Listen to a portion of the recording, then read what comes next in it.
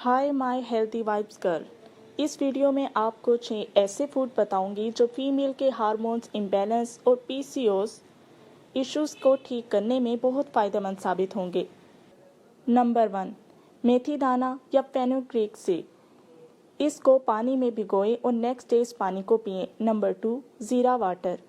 ज़ीरे को रात में 1 गिलास पानी में भिगो दें और सुबह खाली पेट पिएं। नंबर 3, हनी या शहद। इसे नीम गर्म पानी में डालकर सुबह खाली पेट पिएं। आप इसमें लेमन भी ऐड कर सकते हैं।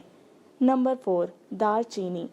तहकीक से साबित हुआ है कि जिन ख्वातीन की ओवरीज में पॉलीसिस्ट बन जाते हैं उसमें भी ये फ़ायदेमंद है और माहवारी को जारी करती है।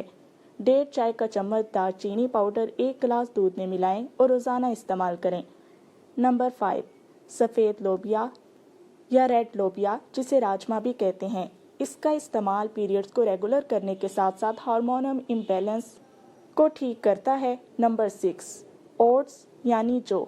Oats are rich in selenium. Selenium helps reduce male hormone levels, which are high in women with PCOS. Thank you so much for watching and subscribe our channel for more informative videos.